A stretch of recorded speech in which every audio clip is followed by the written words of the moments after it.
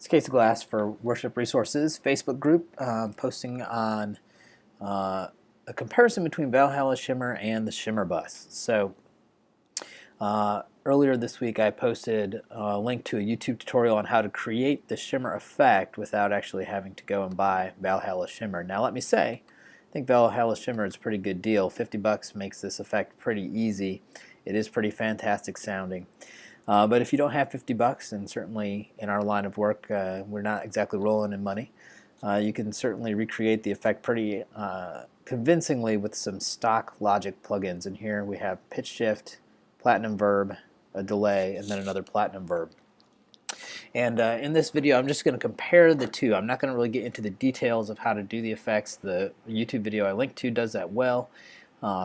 But just to give you an idea of what they sound like. So our input here is going to be the classic analog pad and Logic's core stock instruments. And so let's just take a listen to what that's.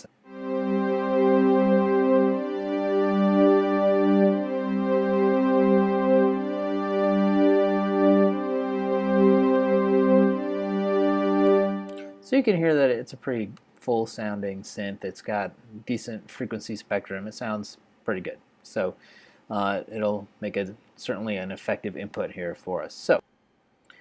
So now let's go ahead and listen to the Valhalla Shimmer effect. We have it set up here to the Deep Blue Day preset, which is the classic Eno type shimmer effect.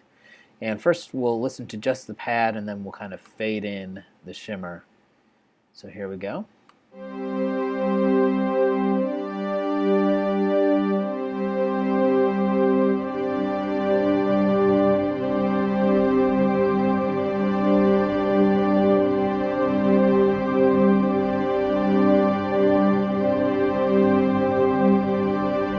Then we have the effect by itself.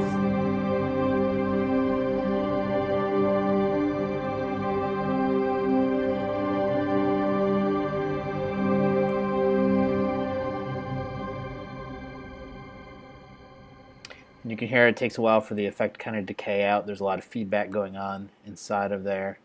And so that was the pad by itself, the pad and the shimmer, and then we ended with just the shimmer by itself. So let's do the same thing with the stock kind of Logic plugins that we have hooked up here. So again, we'll fade it in, and then we will fade out the instrument and leave just the effect.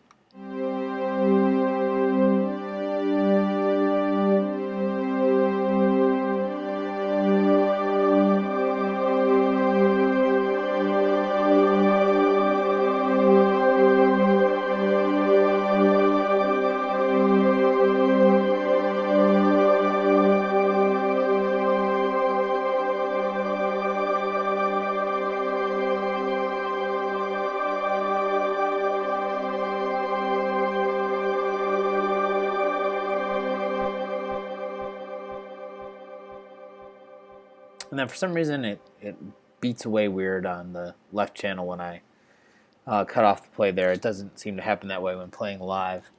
But that gives a good comparison of the two. So you can definitely tell they're not the same. It's not the same effect, but you can definitely get some good shimmering going with this. And quite frankly, I think if you mess with this enough, you could get pretty close. And I would say the essential differences there is that Valhalla Shimmer on that preset has a lot more body.